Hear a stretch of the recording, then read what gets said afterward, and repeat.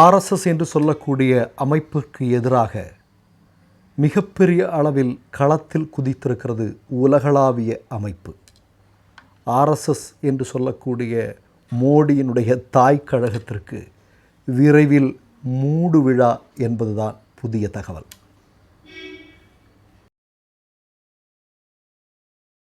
வணக்கம்.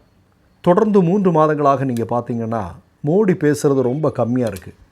ஆனால் மோகன் பாகவத் பேசிகிட்டே இருக்கிறார். பேசுகிறதுனா இன்றைக்கு ஒன்று பேசுவார், நாளைக்கு அதை மாற்றி பேசுவார். இதுதான் தொடர்ந்து நடந்துகிட்ருக்கு. ஏன்னா அவருக்கு பதட்டம் இருக்குது. ஆர்எஸ்எஸ் என்று சொல்லக்கூடிய இயக்கத்தினுடைய எதிர்காலமே மிகப்பெரிய சிக்கலாயிருமோ அப்படிங்கிற பயம் மோகன் பாகவத்துக்கு வந்திருக்கு. அதனுடைய தொடர்ச்சியாகத்தான் கடந்த ஒரு வாரத்தில் மட்டும் 2 முறை மோகன் பாகவத் 2 விதமான கருத்துக்களை சொல்லியிருக்கார். முதல் கருத்து என்ன? இந்தியாவில் இந்து மக்கள் தொகை மிகப்பெரிய அளவில் குறைஞ்சிக்கிட்டே இருக்குது.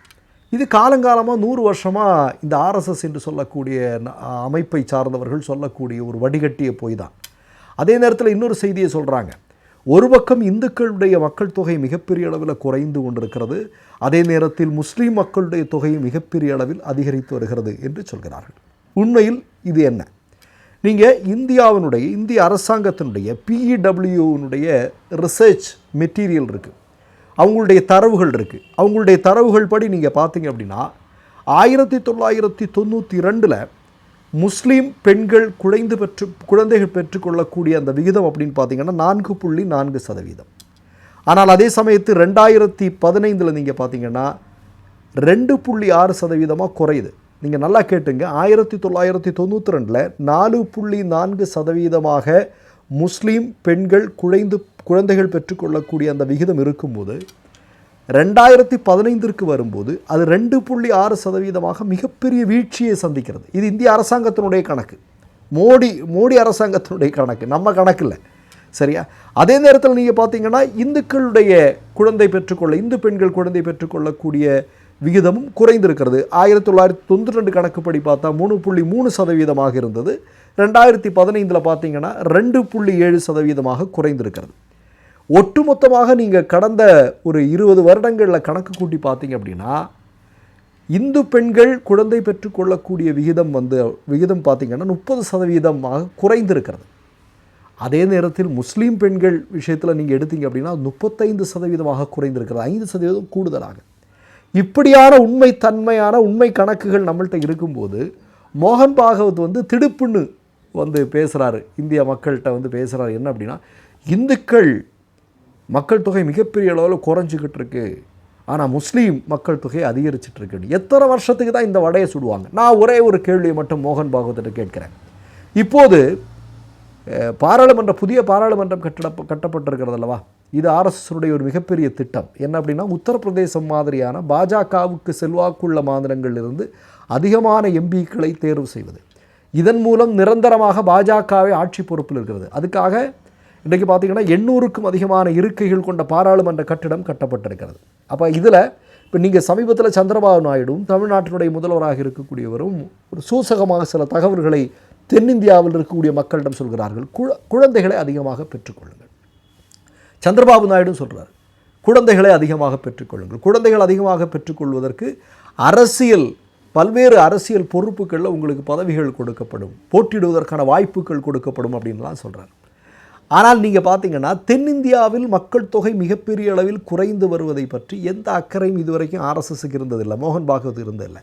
தென்னிந்தியாவில் இருப்பவர்களும் இந்தியர்கள் தானே, தென்னிந்தியாவில் இருக்கக்கூடியவர்களும் இந்துக்கள் தானே. ஆனால் அதை பற்றி எப்போதும் மோகன் பாகவத் கவலைப்பட்டதாக உண்டா?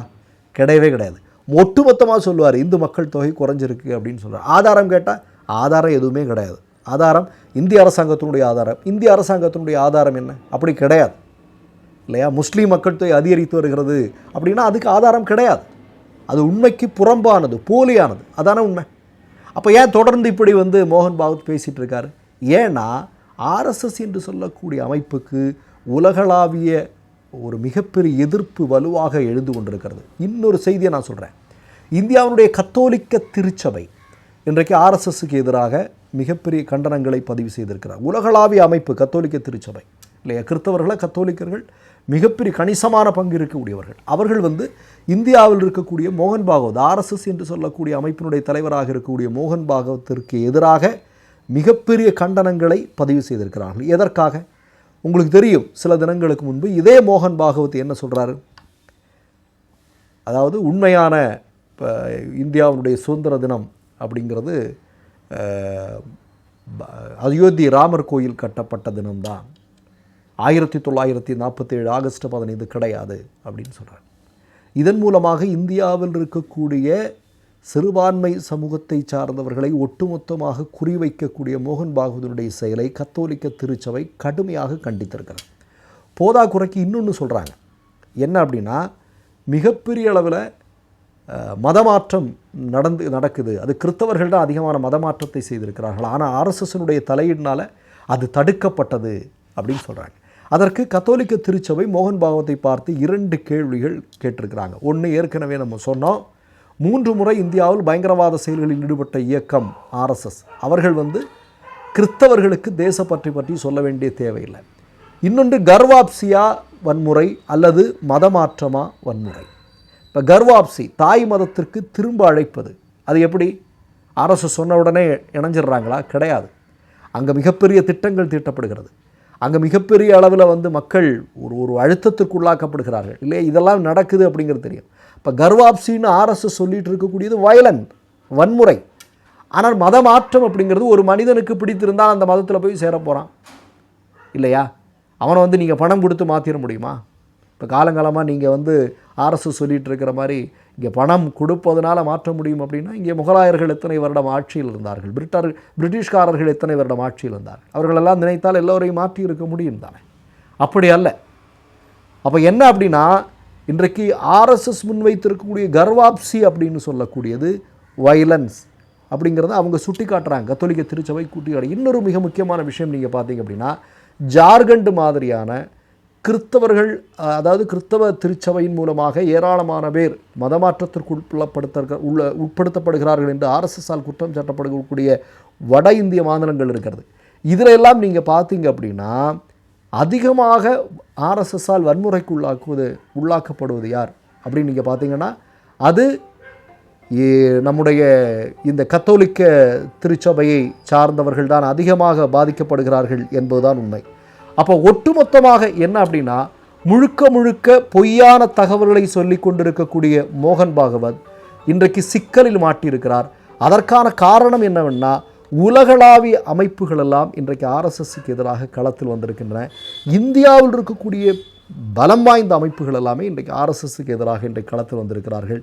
ஒட்டுமொத்தமாக நீங்கள் பார்த்தீங்கன்னா, அமெரிக்கா மாதிரியான நாடுகள் வந்து ஆர்எஸ்எஸ்ஸை தடை செய்யணும்னு சொல்லி கொண்டிருக்கக்கூடிய நேரத்தில் இன்றைக்கு இது ஒரு மிக முக்கியமான பேசுபொருளாக மாறி இருக்குது. உலகளாவிய கத்தோலிக்க திருச்சபை ஆர்எஸ்எஸ்க்கு எதிராக களத்தில் வந்திருப்பது என்பது மிக முக்கியமான பேசுபொருளாக மாறப்பட்டிருக்கிறது. மற்றொரு நிகழ்வில் சந்திப்போம். நன்றி, வணக்கம்.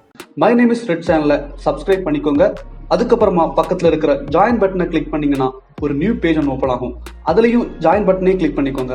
அதில் பார்த்தீங்கன்னா credit R debit card options இருக்கு. இதில் உங்களுக்கு விசா, மாஸ்டர் கார்டு, ரிப்பே அப்படின்னு 3 ஆப்ஷன்ஸ் கொடுத்துருக்காங்க. அதில் நீங்கள் எந்த கார்டு சூஸ் பண்ணுறீங்களோ அந்த கார்டோட நம்பர் என்டர் பண்ணிக்கோங்க. அப்புறமா கார்டோட வேலிடிட்டி மந்த் அண்ட் இயரை டைப் பண்ணிக்கோங்க. அடுத்தபடியா உங்க கார்டோட பின்னால சிவிசி கோடுன்னு சொல்லிட்டு 3 நம்பர்ஸ் கொடுத்துருப்பாங்க. அந்த நம்பர் இதில் என்டர் பண்ணிக்கோங்க. அப்புறமா அட்ரஸ் அண்ட் இன்ஃபர்மேஷன் என்டர் பண்ணிட்டு பைங்கிற பட்டனை கிளிக் பண்ணிக்கோங்க. ஒருவேளை உங்க கார்டு நம்பர் இன்வாலிட்னு காமிச்சிச்சுன்னா உங்க கார்டுல இன்டர்நேஷனல் யூசேஜை எனேபிள் பண்ணுங்க.